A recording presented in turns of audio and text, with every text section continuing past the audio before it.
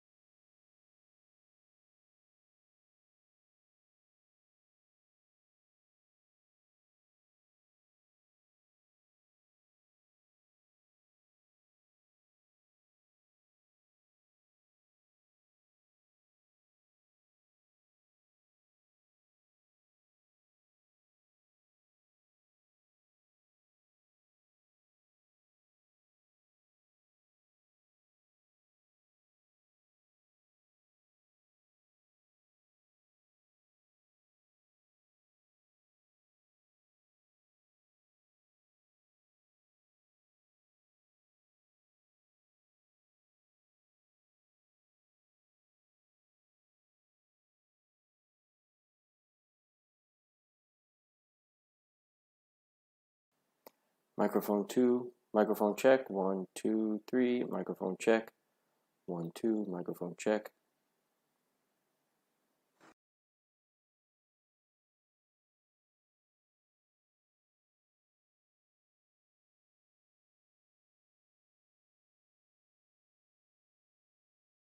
Microphone check. 1, 2, 3, microphone check. Microphone check. 1, 2, 3, microphone check.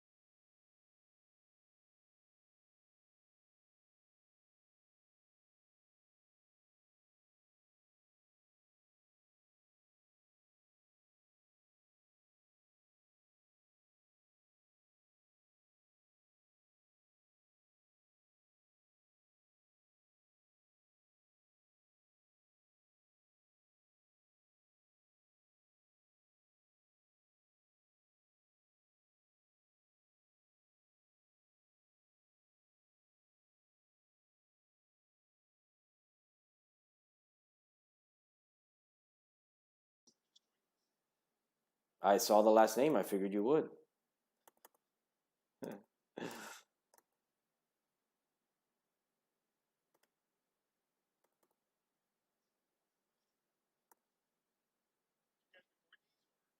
Yeah, so it will be on YouTube, and on YouTube it is recorded.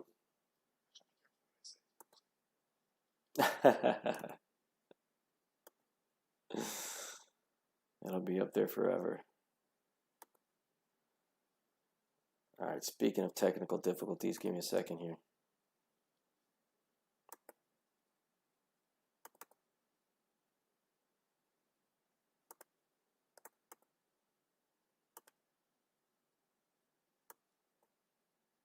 There we go.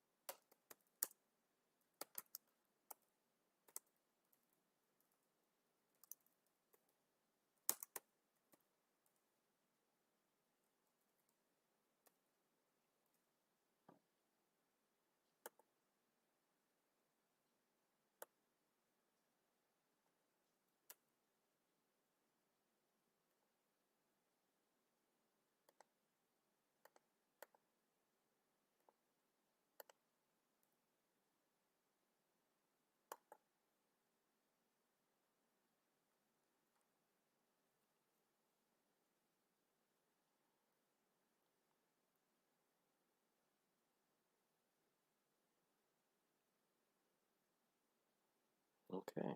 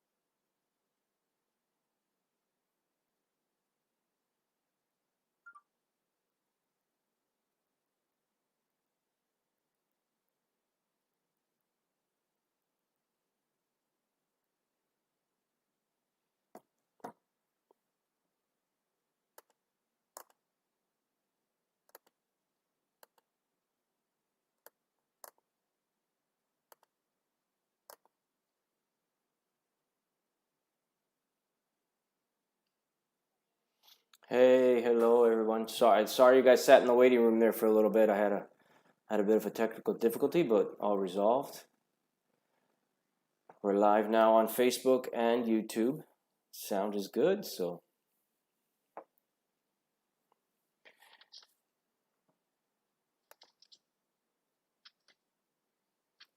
is that Thomas McGregor? I haven't seen Thomas in months. How are you, Thomas?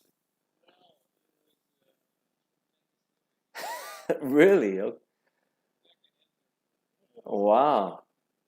Oh, well, thanks for joining us. Good to see you, man. And you've been good? You've been safe? Your family been safe? Everybody healthy? Oh, okay, okay.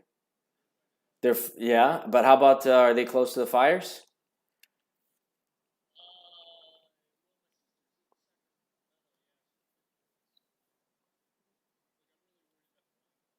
Yeah. I, f- yeah, I feel you. We're doing good. We've stayed healthy as well, thankfully, and stayed busy transitioning, but everything's good, man. I'm looking forward to getting back in person, hopefully soon, in the next month or so. Yeah.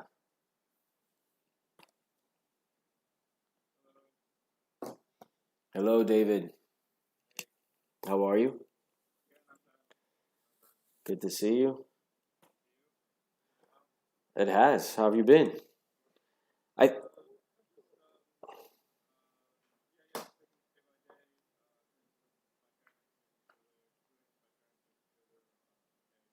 yeah,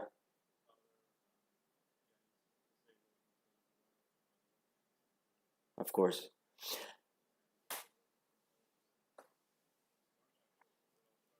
Like most of us, man. Yep. I feel like I've seen you on one or two of our virtual broadcasts, but not that many. Have you been with us virtually? Have you been with us virtually recently?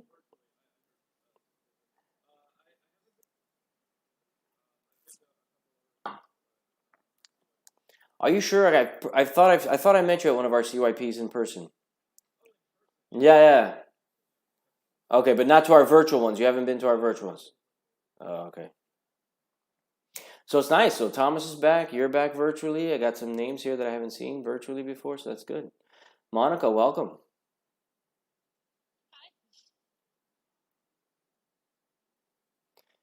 So we'll just hang back just a few more minutes, and before we get started.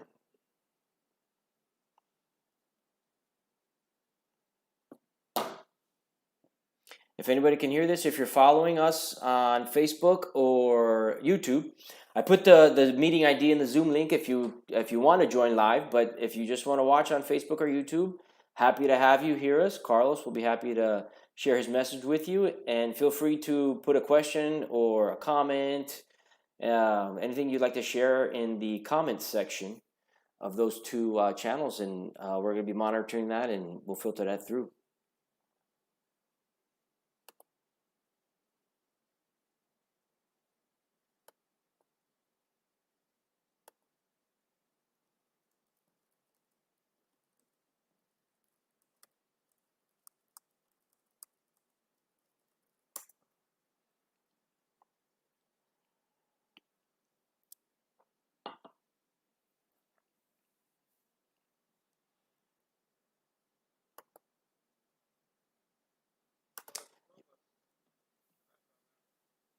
Oh.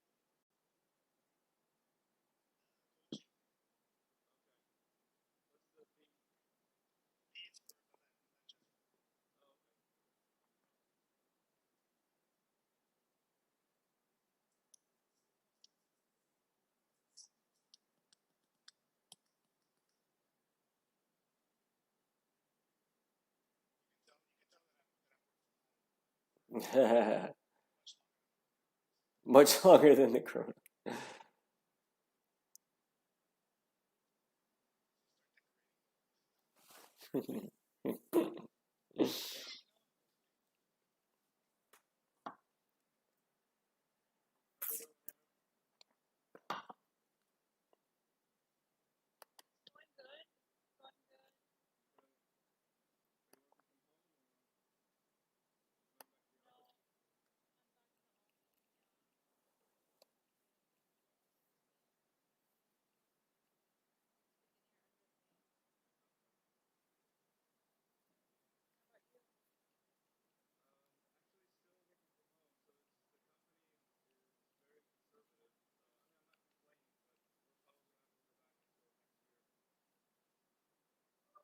Yeah, and my sister-in-law works for a tech company, and they announced a couple months ago that they weren't going back until January.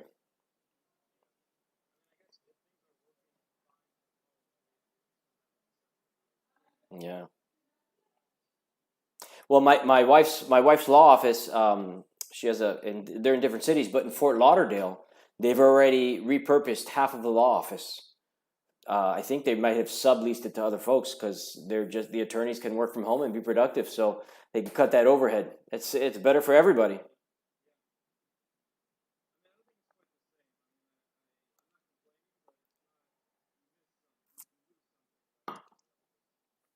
It's a good point, indeed.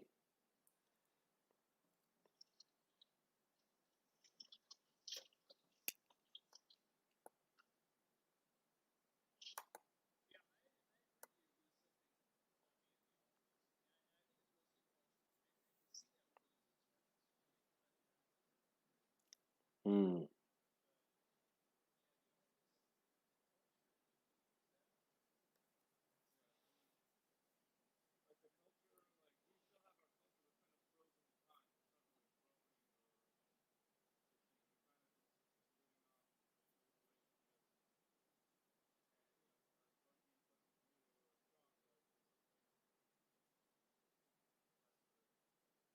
Yeah.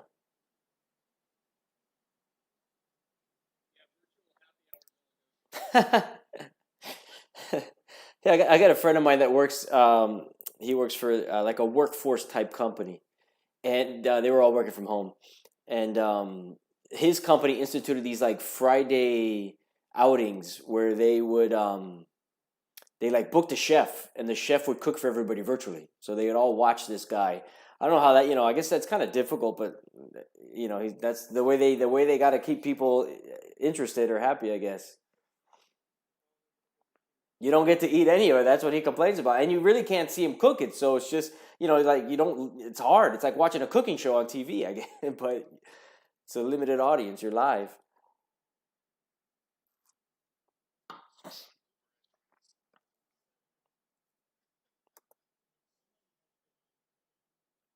Ah.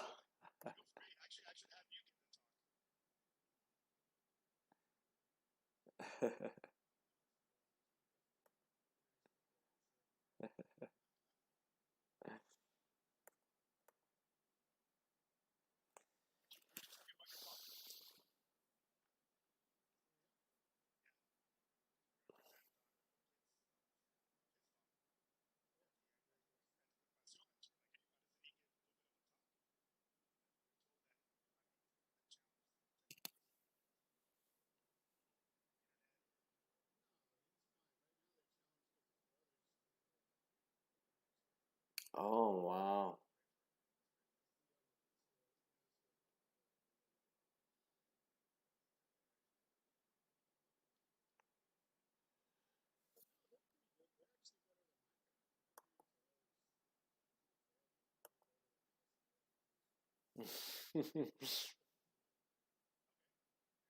Yeah, I'll have to try again.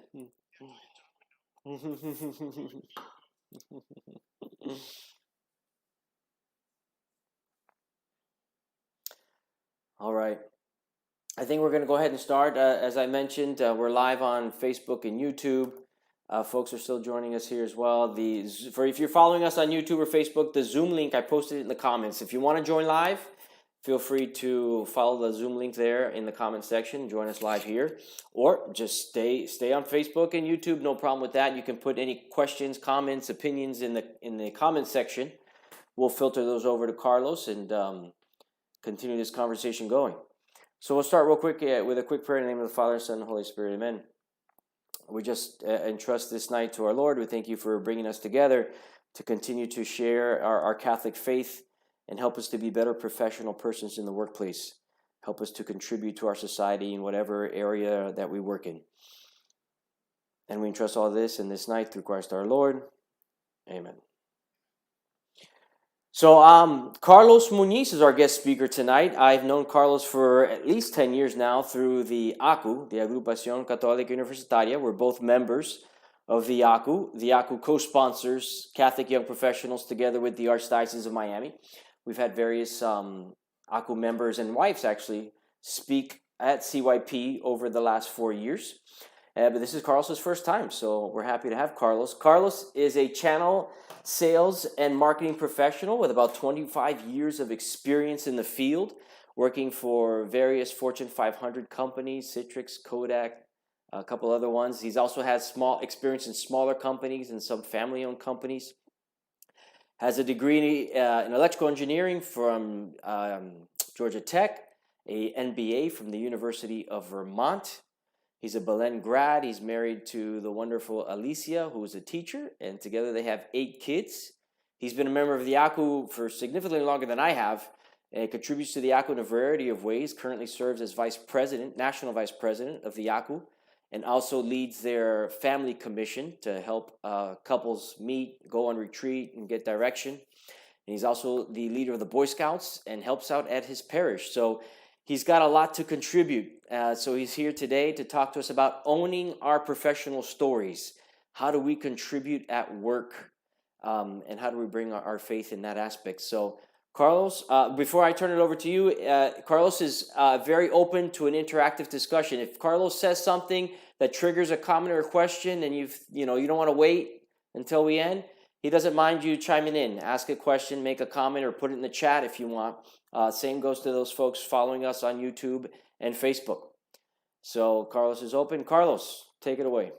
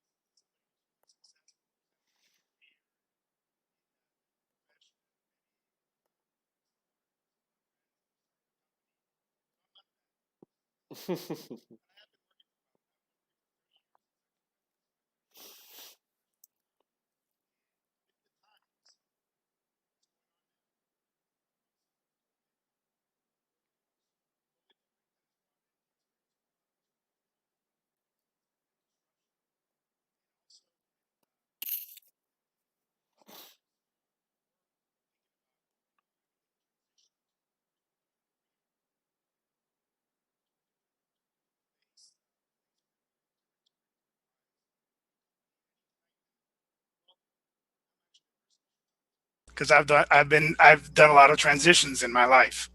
And as Eric brought up, I'm an engineer, electrical engineer, and I did that for about 5 years. And when I got my MBA, I went into the sales side and marketing side of things, operations, and I've done a lot of different functions. A lot worked for a lot of different companies. I will, not that I'm bragging because I'm really not, but in those 30 years, this being my 30th year, I've actually worked for 10 companies. So I have a lot of experience when it comes to you know working in different settings, whether in a large company or even a startup or a family-owned business or like a middle-sized company. Why do I say this? Because that's my professional story. That's what I say when I'm talking to people. I'm like, that's what I bring to the table. And so what I want to talk to you about today is that how do you own your professional story, the one that you're going to tell other folks. And what I this in this talk that I'm going to give, and as Eric said, I'm very open to having any questions asked. Let's make it interactive. I've cut it into 4 different sections. So the first section that we're going to go into is, what is a professional story? What do I mean by a professional story? What I mean is it's a compelling narrative about your professional journey, on why you have chosen your profession, and where do you hope to take it. So this is important. You're focusing not on what you're doing right now. It's where you want to take it. Where do you want your life to go? And in owning your professional story, it's very important that you be strategic about it. Strategic in the sense of, how are you going to frame that professional trajectory of where you're going, based on you're capturing all these different pieces, right?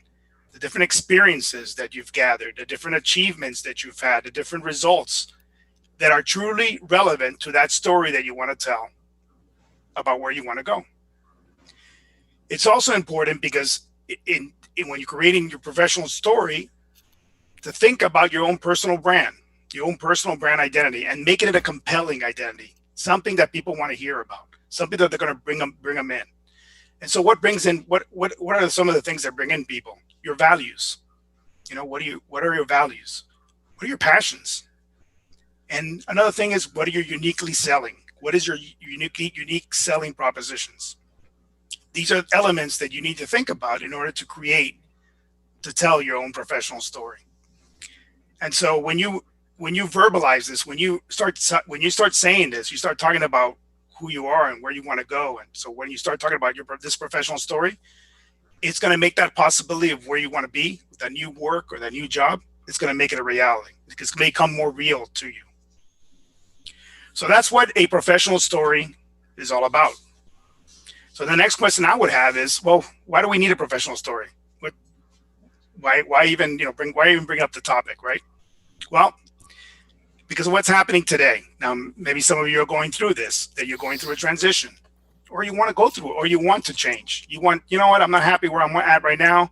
I know the economy isn't good, but maybe when things start getting better, I want to transition to a different job, to a different industry, to a different, it could be a career change, or it could be just to move up in my job. Those type of transitions, they occur two ways, right? It could be forced. You could be forced, as in you're let go, and one day you're working, and the next day you're no longer working for that company, and maybe you've been with that organization, and you've been with that organization for many years, so you're tied to them.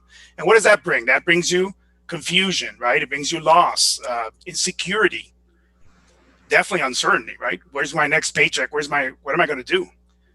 Insecurity, totally, right? You're like, wow, I had my life all planned, and now all of a sudden they've taken away my where I was standing. I mean, what all the support that I had. And confusion, yeah, it's like, okay, what do I do next? I mean, there's no book about what you're supposed to do when these kind of transitions occur, or even loss, right? Or blame. That I had those feelings. Those are natural feelings. They're normal feelings to have when you're going through a forced transition. Other times, you're going to be the one doing that transition. You might say, you know what? Like my last job change, I actually initiated that based on with certain things that were happening in the company. I felt that might be better to start looking, and something popped up, and it said, you know what? I'm going to create that transition. I'm going to make it happen. But even then, when you start in the new job, it's like when you buy a car, or like you buy, or say you buy something big, something valuable, you have buyer's remorse. Man, did I do the right thing? Maybe I should have stayed where I was at. I was doing great. It was an easy job. I was there for 2.5 years. I knew exactly how things worked out. Now I'm here. It's all challenging. It's like, anyway, so that's one of the reasons why I have a professional story, because all of us tell stories about ourselves, and stories are what defines us. Very powerful, right? And so when you come up with a professional story, something that's really compelling, it's going to give you meaning. It's going to give you that unity and that purpose, especially in what you're doing in your profession and in your lives.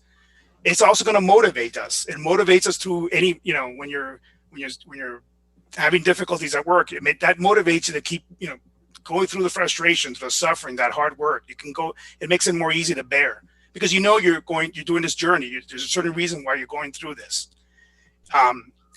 It's also very important to have a professional story, because it increases your confidence, and that's important when you're going through these transitions. You're in a point of weakness, and so by creating a professional story, something that tells about where you've been, where you're going to go, that resonates, and it helps us to believe in ourselves. So when you talk to someone about what you want to do, you will share your professional story. You'll show, and then I will show them what your skills are, your past experiences that are going to make you uniquely qualified for that job. Now, from a practical point of view, having a professional story helps you very, very specifically during a job search. And there's 4 components where it helps you. Okay, having a professional story.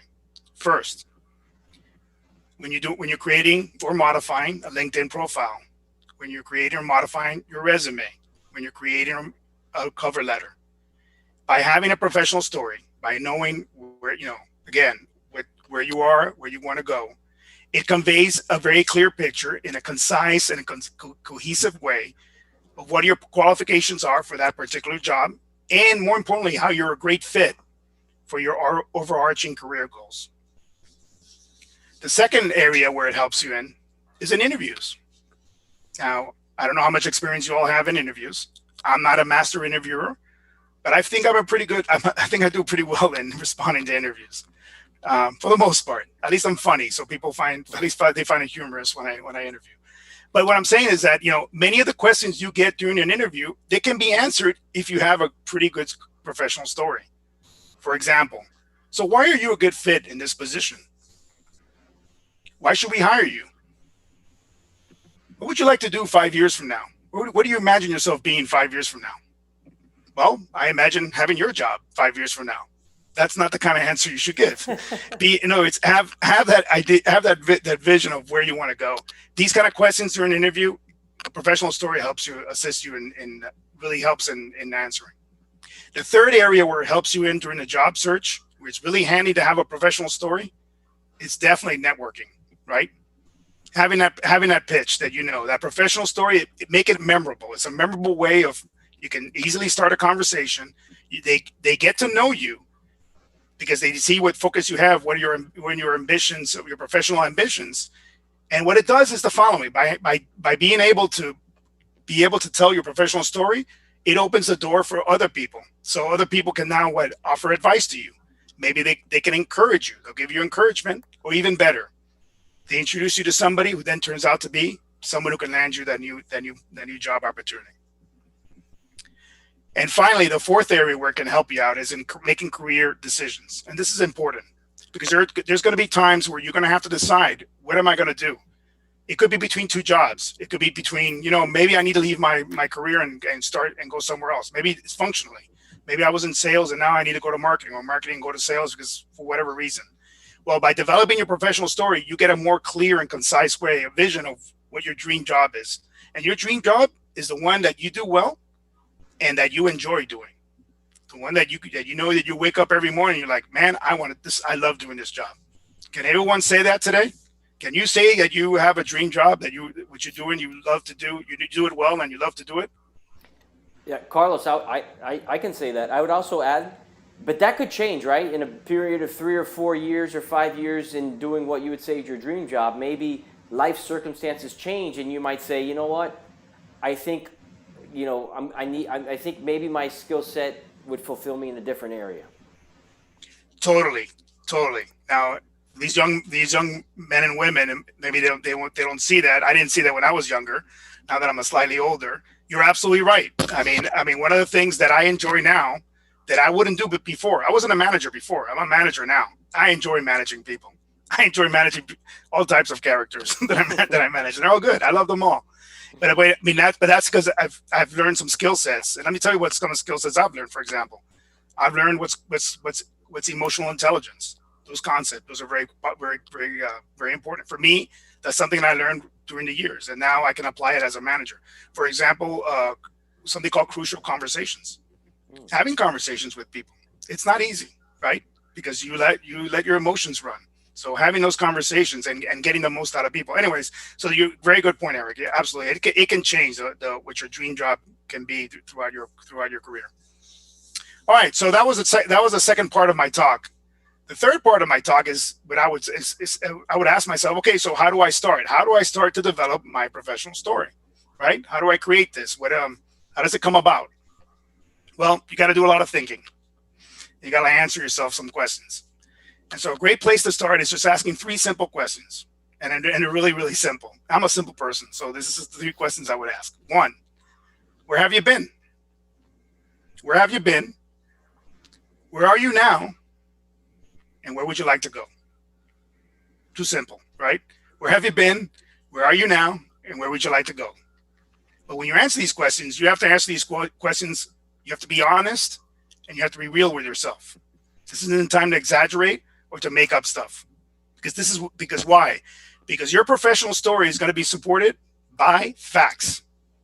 In other words, when you say something, it's because it's factual. Because you did this and so and so and so and so. Or I have this experience and let me tell you why I could do your job. Why I could do this job because I've done something that's very similar or something that applies to what I'm seeking. So answering those 3 questions is important. And so in those 3 questions, there's different items, elements that you can think about that I would tell you to ponder on. And I'm going to go through 7 of them. So from the questions, let's derive things that you need to answer and be true to yourself about in your life. First, what have you done? In other words, what are your accomplishments? What have you accomplished? So you see a lot of resumes. Hey, I've done this, this, this, and this. Hey, I've done this, this, and LinkedIn, right? I've seen done this, this, and this. Great. It's awesome.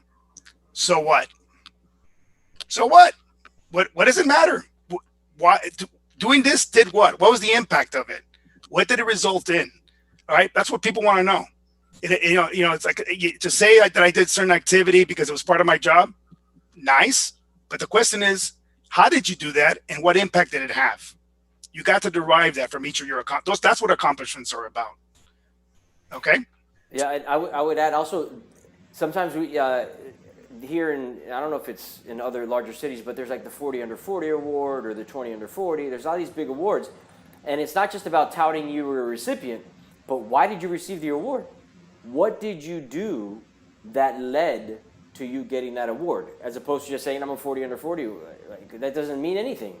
Why did you get it? Yeah, exactly. Second thing is, what have you learned? And that means, what are your experiences? What are those experiences that you can relate? Those experiences that people are going to say, wow, man, I really want to hire this person because he or she has done this. Experiences are not just from work. You got to open up. Okay. And this has to do more with, a lot of people look at work, and then I have my life. Work, life, balance of work and life. Take all that away. That doesn't exist. That balance of work and life, and that work is like this and life's like this. You can do this for some time, but the fact is, it's all integrated, and especially now, right, with COVID and what's going on. I mean, some of us are working. I go to work and it's like 6, 7 o'clock, and I'm like, why am I still working? I'm like, well, it's life. I'm at home. The point I'm making here is that you have experiences from your personal life, from what you're doing in whatever activities you're participating in.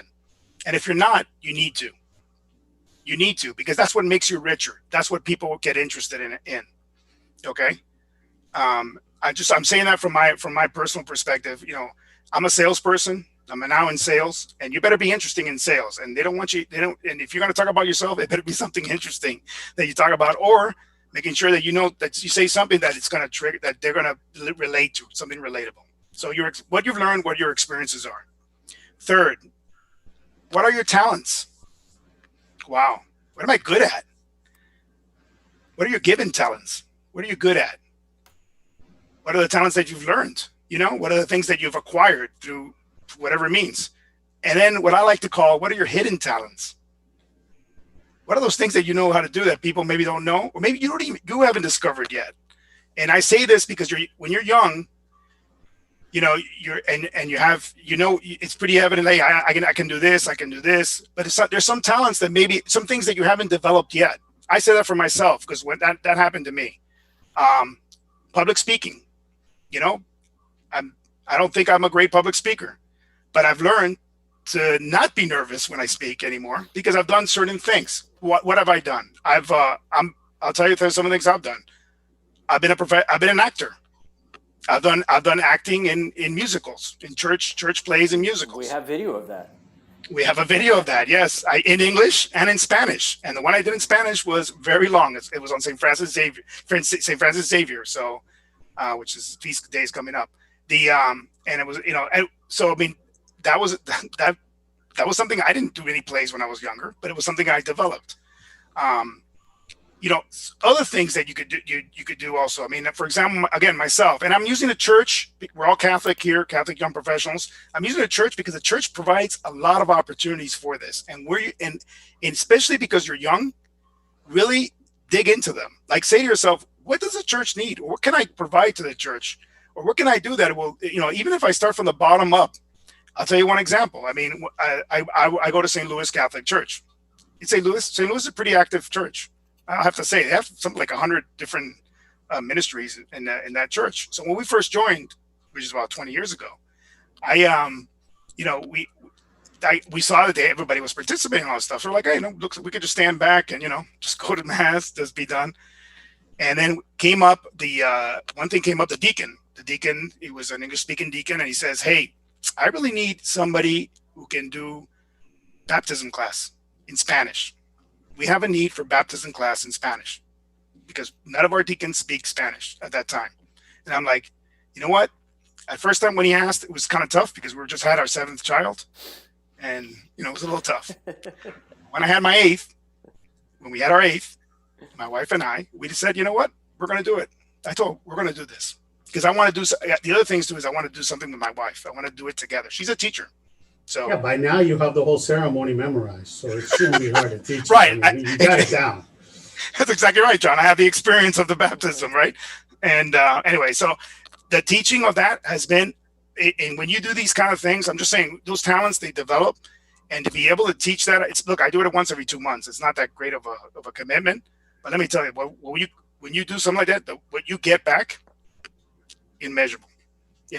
It's what you get back. So I just say that because expand yourself. This is a good time to do that. Sometimes at work they don't give you that opportunity, but you can get the opportunity in other places. All right, enough of me.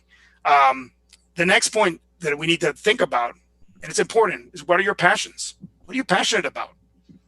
What are the things that really, that really, you say, man, I love doing this. Now, it could be tough at work to maybe say, but it's even at work. There's certain things you really like doing. Maybe you like, I don't know, leading a meeting, or you like doing, or whatever, or explaining things to other people, or collaborating with teams. But that, or at the same time, your passions outside of work, and that's important. You need to have both. And it's as we talked about, the integration of life and work. Those kind of experiences make you more richer at work. Carlos, before it escapes me, you had mentioned something that really caught my mind. You mentioned again that work-life balance is a bit of a misnomer, right? You don't give 50% to work, 50% to life, or sometimes 60-40 or 60-40.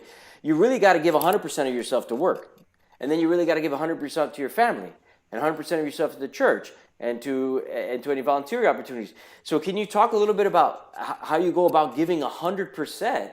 Anything less, your employer wants 100%. And after you've given 100% to your employer, your family still needs 100%. So can you expand a little bit on that? Yeah, so instead of living 24 hours, I live like 48 hours every 24 hours, right? No, I mean, yeah, it's exactly right.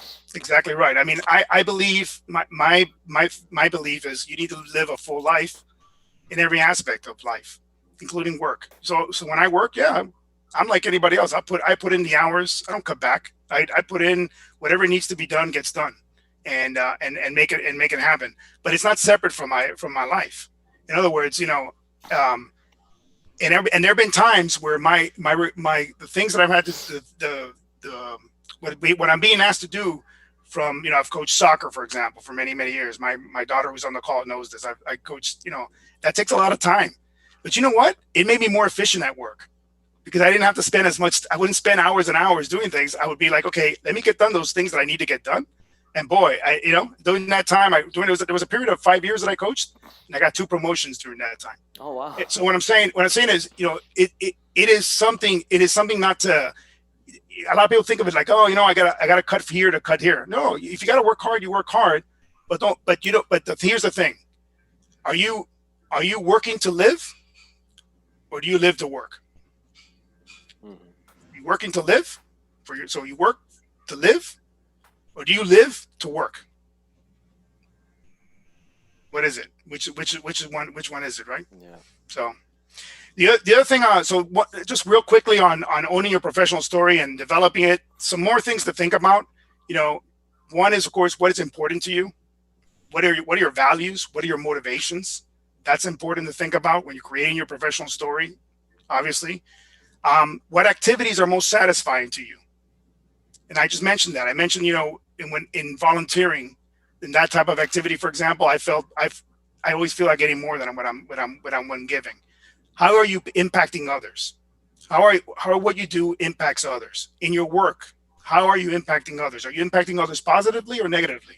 I've learned that now, because I'm virtual. I've been working from home for some time, and I'm virtual. I mean, I don't have a, there's nobody around here that works in my company. I've had to learn to work with others and learn to with the people that I rely on, to really lift them up. Hey, how's things going? How you doing? I don't need to know everything about their personal lives, but it's a human we're treating. So, and a lot of times I see correspondence or I see interactions, and I'm like, hey, we're we're a team here. Like we're here to work together and get things done. So it's important. That's satisfying for me when I see things getting done by a team and not just me doing all the work. And finally, the last one, and this is the most important one for all of you, and for me too, and for John and for everybody else. What are we being called to do? What is our vocation? What is our purpose in life? What are we being called to do? What is God's will for us?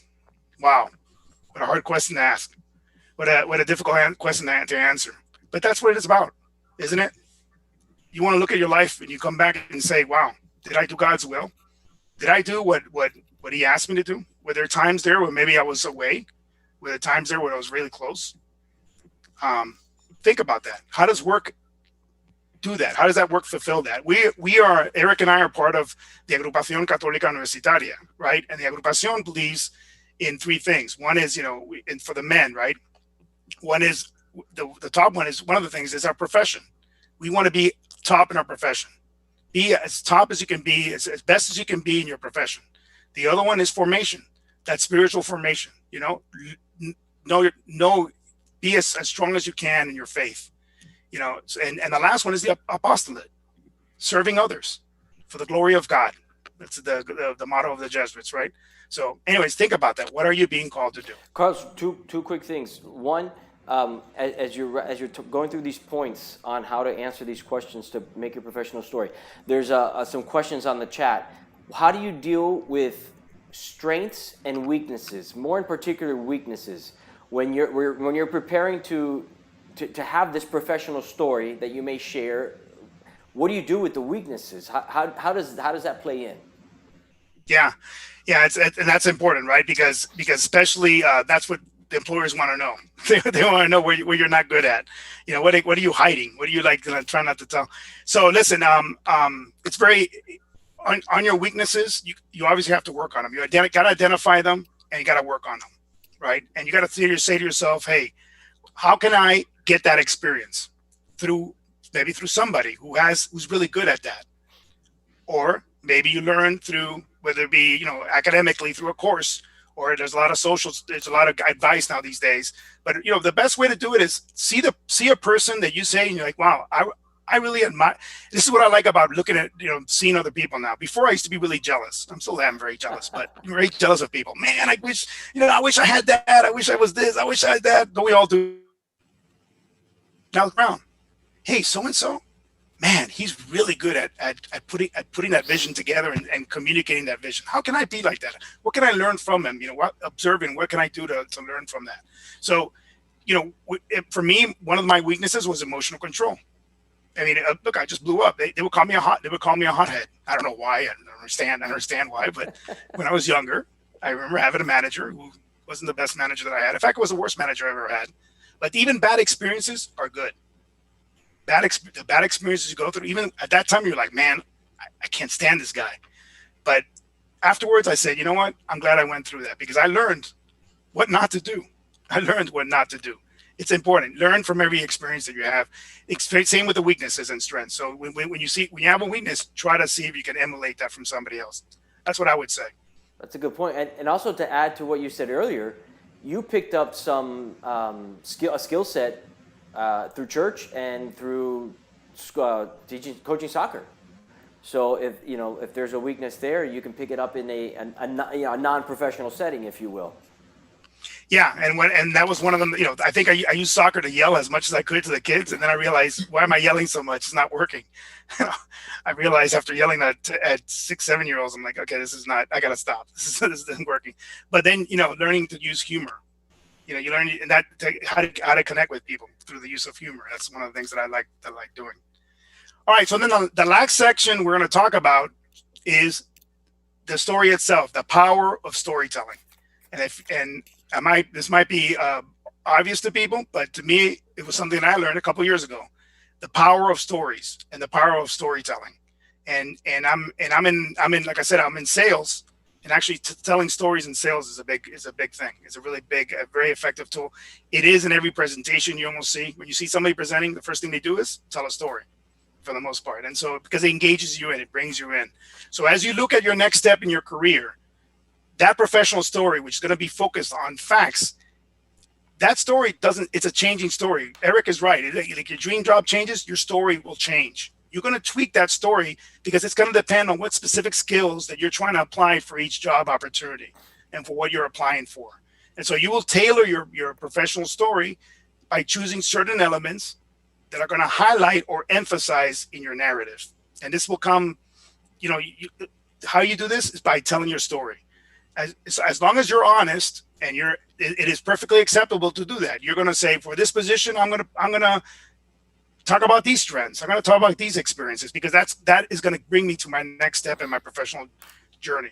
So these short and relevant anecdotes, which they're going to be true and they're going to be engaging. That professional story is what's going to make a lasting impression on people that you're speaking with. And you know what's going to happen? They're going to feel that they have a stake in your success. That's important. You're going to bring them in. And not only do the use of these anecdotes kind of showcases your personality, but it's going to give the listener a sense of why what's your passion, why you chose a particular profession, a professional path. And it's very important. So it's very important to get that story out. It's very important that you talk to your network, that you tell them, hey, I'm looking for this kind of next job opportunity. Not only when you need a job, but when you're thinking about maybe, it's time for me to move on to the next job and grow professionally. So don't let fear paralyze you. Don't get your confidence up. Practice your professional story, say with a circle of friends or with close colleagues. That way you become more comfortable in telling it. You know what I do when I have to start telling my story, especially when I have to find a new job or I'm trying to find a new job, I start taking in interviews. I start practicing in interviews because that way I can practice telling my story. Hey, I'm trying to hone it down. And that's what you want to do. Hone it down because once it feels comfortable for you and it's true that, hey, what I'm saying is what I believe. That's my story. That's what I believe it. And what's going to happen is that you're going to get good at telling your story and then know which elements of your story, which details in your professional story provoke the most powerful reactions. And that's important because then you'll say, okay, those are anecdotes are the ones I need to tell. Because those are the ones that I can see it has the highest impact. Sometimes we don't realize the impact that we have or things that we do, how great we can be, So that what's going to happen is then you're going to be very comfortable in telling your professional story to anybody, whether it be in a meeting, whether it be in a corporate setting, whether it be in a job interview, whether it be in a social event. And by telling your story in conversations with different, with friends, with acquaintances, with trusted colleagues, with family members, maybe with recruiters, you'll never know, who is the person that's going to change your life, who is the one that will be the one that's going to bring you to that next job or to the next opportunity. And how it starts is very simple. It starts with a simple conversation, and you start telling your professional story. And that's my talk for today. Great, Carlos. Carlos, before I give a little bit of a summary, I want to just touch on that last point about the power of storytelling. And actually, Thomas, who's on the call, last time I saw Thomas in person, he pointed that out in regards to the Catholic young professional speakers, that folks connect with stories. And I like how you said, you're going to bring the other person in and they're going to have a stake in your story. I think that's great. One of the things I wanted to see if you could opine on is, you mentioned, you're going to choose elements that highlight your story, the good parts. So there's a time and a place to tell the story about the guy you never got along with or the girl you never got along with, and that's why you left your job because you butted heads all day long, right? There's a time and a place to tell that. But that's not the story that's going to dominate the professional storyline, right? You have to that's not the story you tell, so to speak. I want to see if you could opine on that. Well, you don't tell it that way. So a golden rule is don't never ever talk bad about anybody, ever. Right. Even though you want to, but don't. What you do is you say, and I brought the story of this person that I'm thinking because he was a bad manager. He was terrible.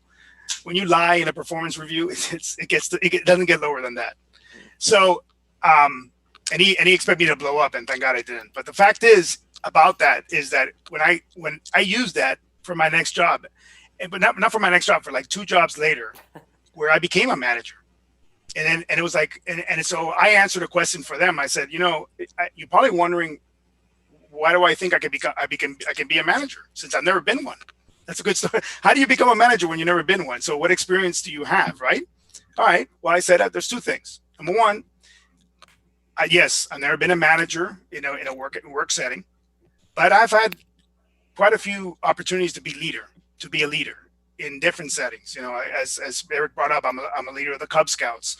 I've coached soccer. I've led different groups for talks and all that stuff. You can bring that up. I have leadership skills, no doubt. And the second one was very simple. It had related with this bad experience. I said, because of the management, some of the bad examples I've had as managers, I know what not to do. And by just not doing those things, I'm going to be a good manager. Now, I know that sounds kind of crazy, but that actually worked. That was because it just people don't say that. I didn't talk bad about anybody. I didn't mention anybody. I didn't mention any companies.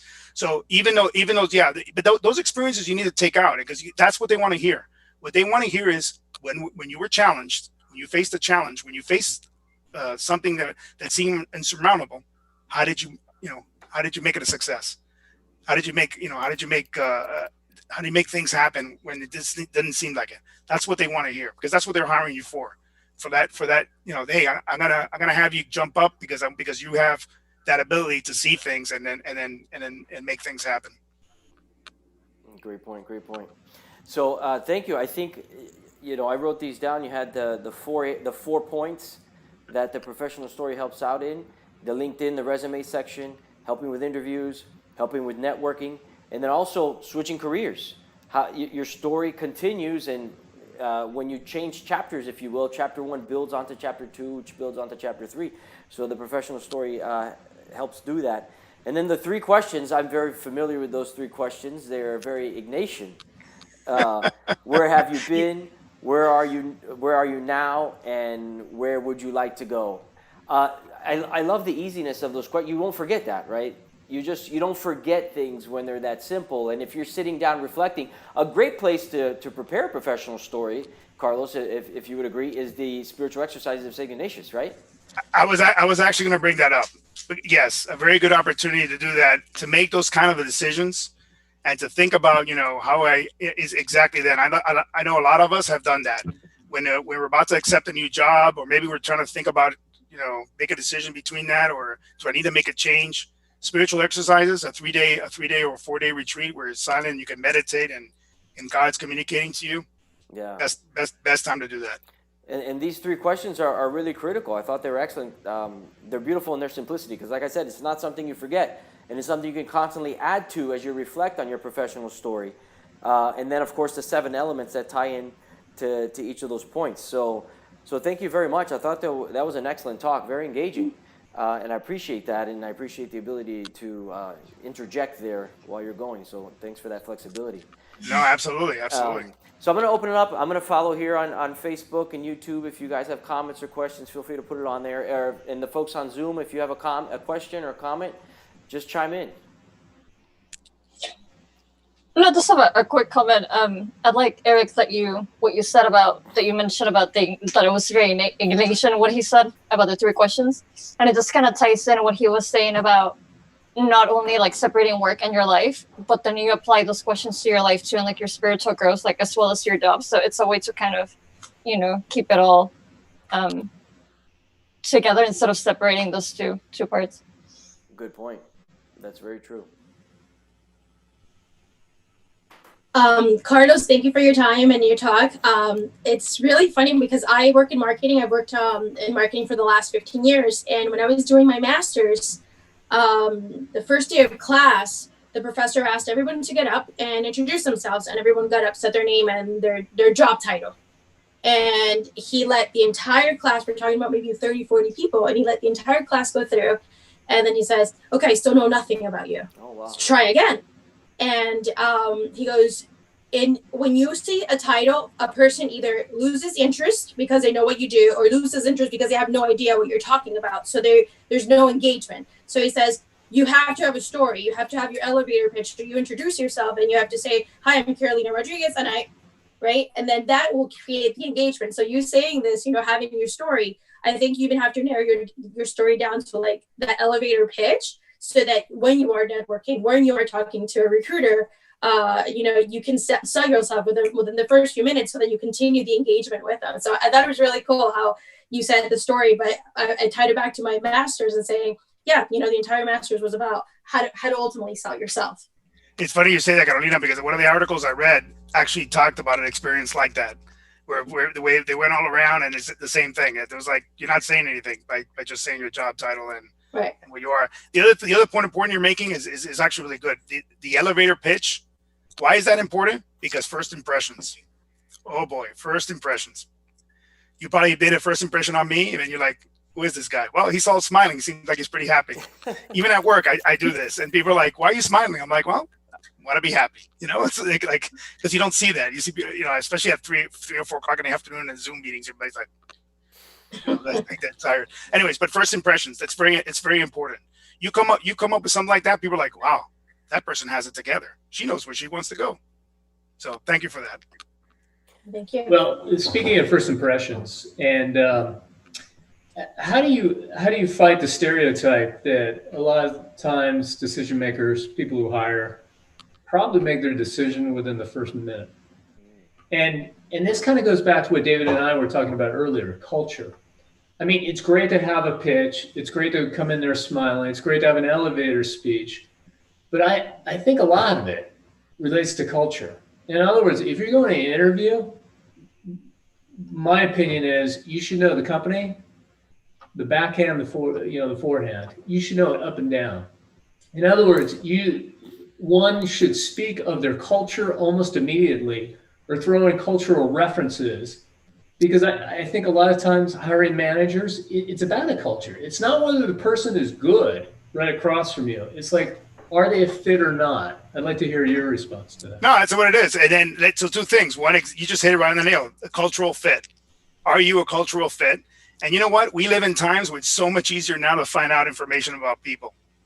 So if you're interviewing with somebody, are you going to know are you going to know something about them? Oh, you damn right you are. And you're going to find a connection.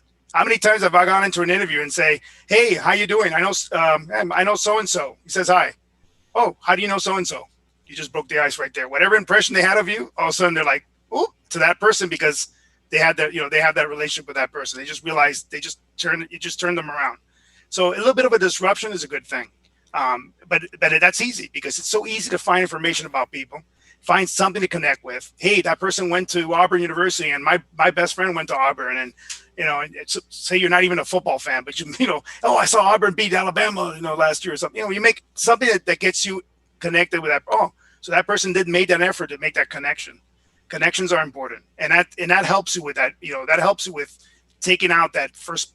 Oh wow, I don't know if I want to hire this guy. Look at him; he looks like It's interesting, because I actually did that in an interview years ago. I threw out somebody I knew, and later I found out that she actually hated that person. Yep. Well, you got to do the research. Luckily, I still got the job in spite of that connection. But yeah, if you have a little background, it would be helpful. I think I actually made that mistake in one interview where I did that. I didn't have to throw the name in. I threw it in later in the interview, and he told me, and he was open. He's like, "How do you know this guy?" And I could tell by the tone, like, oh man, he doesn't like this guy at all. So I went with it. I'm like, so why didn't you? What's I sensed it, so I went right in.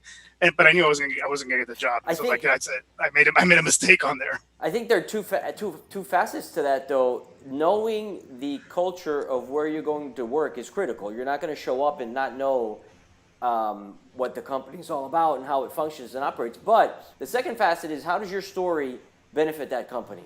So when you go in and you're going to say, you're going to know the culture. That's you doing your homework. and you're gonna, essentially, hopefully please the people that are interviewing you because you know about them. But what does your story do in that culture?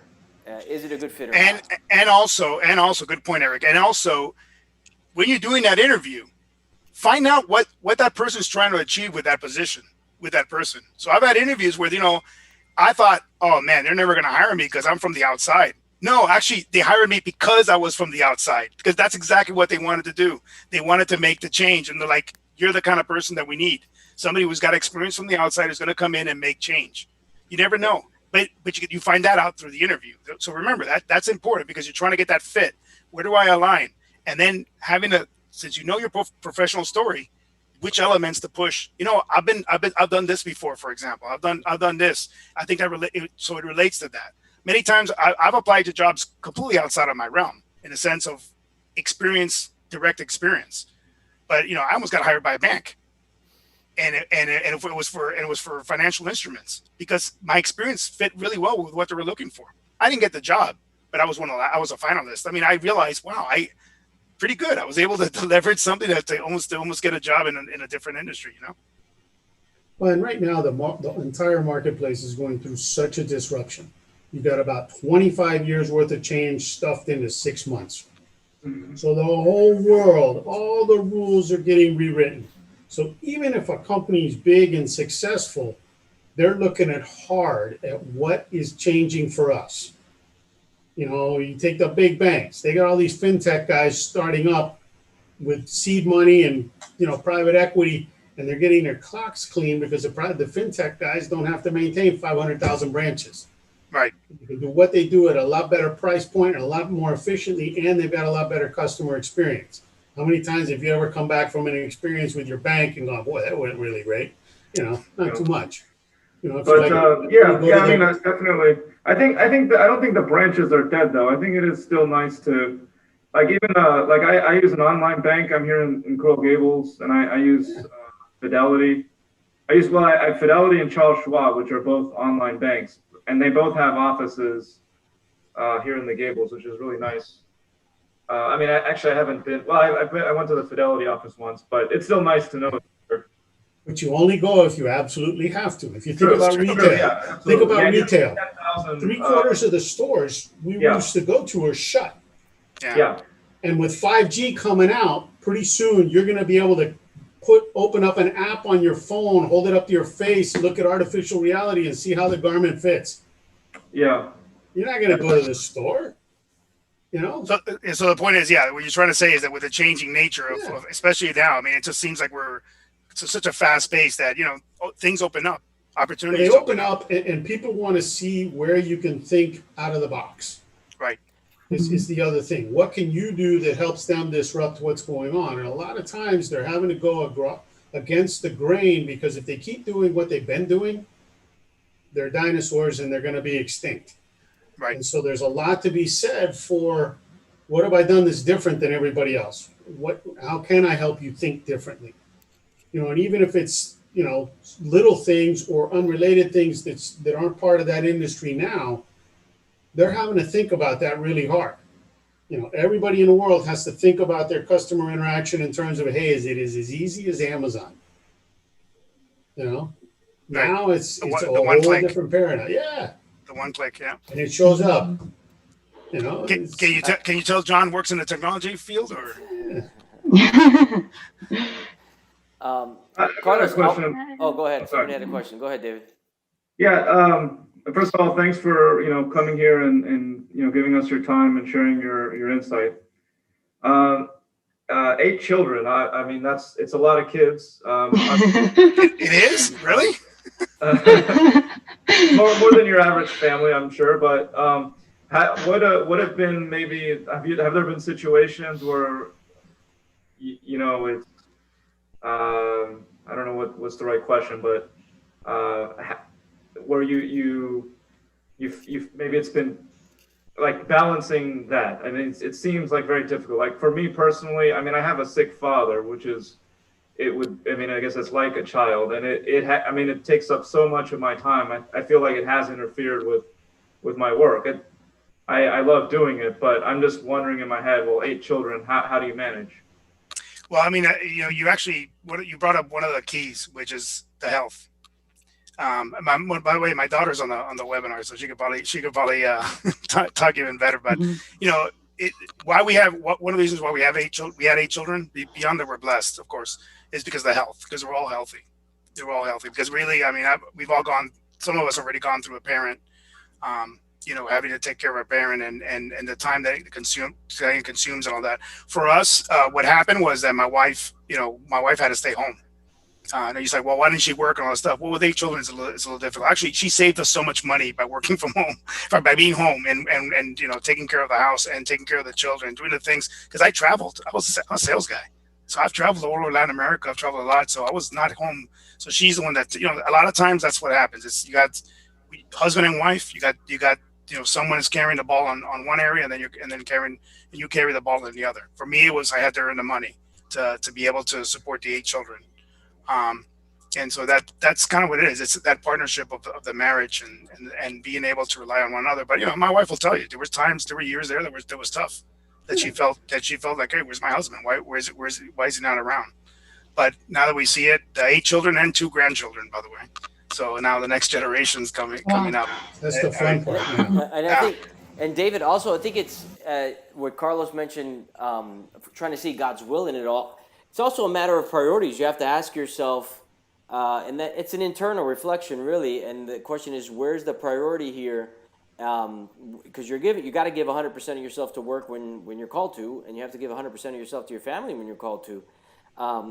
So there is a priority, and there is sometimes one goes over the other, but really it's an internal discernment process that you have to be able to say, if I lose on one end a little bit, it's okay, because I'm increasing the priority level. If the family if you're the person that has to be there, if you're the one, and the light's on you, and that's the priority, then you have to have that trust. That's where that God's will comes in, and you have that trust and that faith, and you say, it's fine. You kind of let go and let God. But that's sort of that internal discernment. And those 3 questions, I think Monica brought it up. The 3 questions in the Ignatian way is, what have you done for Christ? What are you doing for Christ? And what will you do for Christ? So I think Monica brought up a good point there in the beginning, that the essential nature of the question fills both roles there. And you can sort of discern both of those aspects with those 3 simple questions. Carlos, real quick, in the very beginning, you mentioned regret. Oh, man, why did I take this job? Or, oh, man, I screwed this up, and now I'm going to get fired. Can you speak a little bit to regret and how you would deal with that?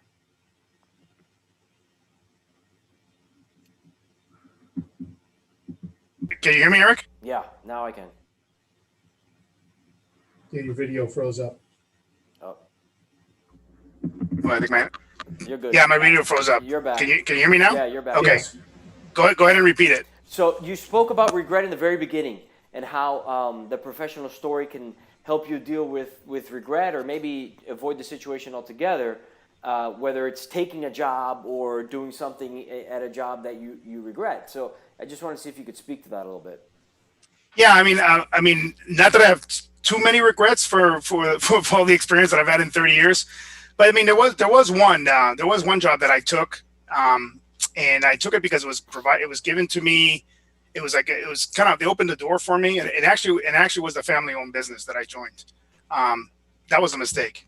And why do I say it was a mistake? Now that I think back, it wasn't part of my professional story. It wasn't part of my professional trajectory. I really went outside. I decided, I wanted to there's a chance to become a manager. I hadn't been a manager before. The management part was not the problem. It was that I was going to a totally different industry, and a different dynamic. A family-owned business is totally different from a startup. Totally different. Totally different, because it's the family. And if you're not part of the family, or they don't consider you as close to the family, don't even bother. It's like you won't be a player. In other words, you work for them, and you work for them, not for the company. You work for them. Anyways, the point is that was one where I learned. Okay, I learned a couple of things. One, I'm not opposed to working for a family business. What I did learn is, okay, know who your who you're working for, you know, what the environment, what you're getting situation is, and and try not to make a decision because you have to. I was a little desperate. I was out of a job, and I said, let me go take that job, and that to me was a mistake. You know, I said that was the one I shouldn't have taken. The other ones, the other transitions that I've had, you know, I can look back and say, you know, maybe I could have done this right or this right. Maybe I would have stayed longer, but it's okay. It builds up. You know, you go like this. It doesn't all go like this, the trajectory. Sometimes it goes like this, like this, like this, like this, like this. But the point to be made is it should end at a happy place. It should say, like, you know what? I look back and I'm like, I'm proud of what I've done. How do you? Yeah, I work for 10 different companies, but you know what? Not too many people get to do that. I have. It's good. It's a good experience. How do you wrap up that decision? So the family office that didn't work out for you. How do you take that and put it into your professional story so that it does become, you know, part of the story in a positive way? Yeah, and that was tough. that was a tough one. I have to admit, that was a really, really tough one. The how do I turn this around to somehow say that it was, you know, why I'm no longer there and everything that happened and you know, I'm thinking because what happened was I was lucky that the transition I had to the next company was going back to my previous role, my previous job. So basically I just skipped it. I just said, you know what, this experience, though it was personally for me was not the best. And I mean, you know, it's not good for you when the day they let you go and you have to go home and you're like, oh, I'm so glad I don't have to come here anymore. Like, I'm so glad I don't have to do this trip anymore because it was a long trip. Anyway, what I'm saying is that basically, Eric, I mean, sometimes you got to cut your losses, and that was cut your loss. That was like, hey, just skip over that experience and I went back. I connected back the dot to the previous company I left, and that was fine. Got it. It's in my resume though. It is in LinkedIn. I do have that job posted. I didn't take that one out.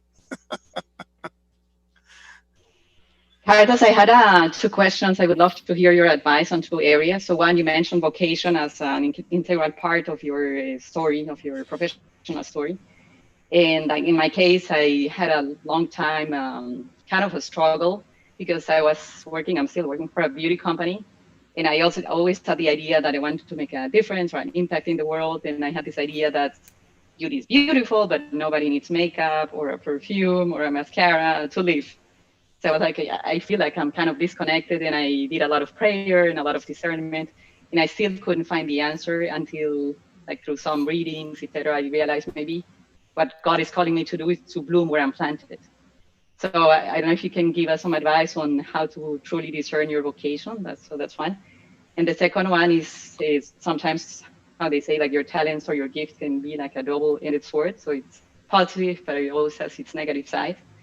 So one of the things I struggle with is I consider myself an integral person in the sense that what I say is what I do. But sometimes in the office, you have to manage a lot of politics where you're not supposed to say what you think, but to say what some people want to hear so that maybe you get promoted faster. So how you also deal with that, like office politics sometimes? Yeah. So I'll answer that one first. The office politics one. I mean, that's being true to yourself, and then having to withhold saying things that might be, that might create a problem for you in your career or in your current position. I've learned through the last couple of years, because I went through a really hard time 4 years ago, where I did lose my job for about 9 months, for 6 months, and then I took a temporary one. And then so that became a little bit gun shy, right? I'm like, oh wow, I gotta be careful now. I got a job. I gotta maybe not be a little bit of conservative. Don't say much. But what I learned is be humble. Be humble. Like, can I speak my mind off and just like let blow off some steam and just tell people, you know what, you guys don't know what the hell you're doing, blah blah blah. Yeah, I could, but the bigger sacrifice is let me hold it in, and let me see if I can make the change that I want to see, and try to make it by a different manner. I mean, that sounds like a corny answer, but the fact is that's the truth. The truth is, every company has issues. Every company has things that you see, especially if you've been there for a long time, and you see it. You clearly see, we need to do this better. I say it all the time. We need to do this better. Well, where does it start? It starts with me. I need to make that change happen. So yeah, it's very easy to make a mistake by saying certain things. I mean, today I had a VP call me, and I could have told him off. I could have said exactly what I thought in my mind, but rather I said, you know what? You're the VP. We're going to go along with what you're saying. but I think we should do this also. Kind of, so you win your battles. You kind of play with your battles and all that stuff. Regarding your vocation, a lot of spiritual discernment. We're in the Agrupación, we're very fortunate because we have spiritual exercises every year, the opportunity to do that. And when I was younger, I did a lot of them. Every year I would do my spiritual exercises, my usually 4 days of discernment. And with that, you get, every year builds on every year. It's almost like you're like, hey, I'm working on this part, now I'm working on this part. It kind of gives you a clear mind of, God is telling me what I'm doing is his will. I get an affirmation of that's happening. So that's what I would say. I would say to you that, but find it that your work, that what you're doing your vocation is through work. It's through everything that you do. It can't be exclusive. And I realized this a couple of years ago with certain jobs, with certain people that I had to deal with that personally I would never deal with, right? Because let's just say it's just against their lives are morally not what not what I'm. For me, it would be reprehensible, right? But but as a person, no, the essence of Christ in every person. Wow, that to me, even at work, I've had people that I've managed that you wouldn't believe that we were best of friends, or that, and the people that I talk to, if they call me, I'll talk to them and all that stuff. What I'm saying is that applying Christ, Christ love, your love that you have for your family, love that you have for your friends, love for the stranger, love for people that you work with, bringing that to the environment, trying to and especially during these times where it's so politically divisive. We've had a really ugly incident today where one of my sons with his friends from Belen School were at a pro-life rally yesterday, and the stuff that came out was very, very ugly from people that shouldn't be saying those things. And so it's such a divisive right now that things get misunderstood so easily. So even having you think you're doing a nice thing by having, like, I remember a couple of years ago, I had a political conversation about politics, and I realized I got to stop this. This is not going to bring, not just from a professional point of view, but from a personal point of view. You're not bringing people in. So I'm a very political person. Don't get me wrong, but you kind of need, need to, in certain areas, certain environments, you kind of need to restrain. Is what the word is. That's what I'm trying to say. But always live your Catholic Christian faith. I will have my I will have my picture of the Virgin Mary at work when I worked in an office. And people will say, well, why do you have that? Oh, great. Let me tell you. I can answer that. I try to find ways of injecting my faith without being overly knocking people, because Christ will work. The Spirit will work the rest of it. I don't know if I answered your question, but that's kind of like absolutely how I see things. Thank you. All right, folks, very good. I want to thank Carlos again for sharing his time and talent with us. Dr. Carlos, thank you very much for an engaging talk. I think your personal experience also very, very much gave a lot of meat to this idea of telling our professional story and owning our professional story. Owning our professional story. So I really appreciate that. And so we've been on for about an hour. So I just want to thank everybody watching us on Facebook, following us on YouTube. Thank you all. If you please pay attention to our emails that go out. We've been sending emails once or twice a month. We are looking to go back in person, hopefully very soon. We're talking to the Archdiocese. We just want to make sure it's safe for everybody before we do something like that. I know many of us miss our social time and the food and the wine as an integral part of this ministry. But we've done a great job, and I appreciate all of you sticking with us through the virtual realm. But just keep in touch with us via our Facebook page as well, Instagram. We're constantly posting on there, and our emails. So thank you all again. I appreciate you all. Let's just end with a quick prayer in the name of the Father and Son and Holy Spirit. Lord, we thank you for bringing us together tonight. We ask that Carlos's words speak to our hearts and minds where you see they need to be. He gave us some great points for reflection. We ask that you keep those points in our hearts and minds as we reflect moving forward on our own professional story, and help us to be honest, Lord, about what our professional story currently is and where you want it to be and how we can get there. And we'll get there through the reflection and through that honest reflection. And we ask all this through Christ our Lord. Amen. Amen. All right, folks. Good night to all of you. Thanks again. Good week. Thank you. Good night. Thank you. Thank you, Carlos. Thank you. Bye. Thank you. Bye.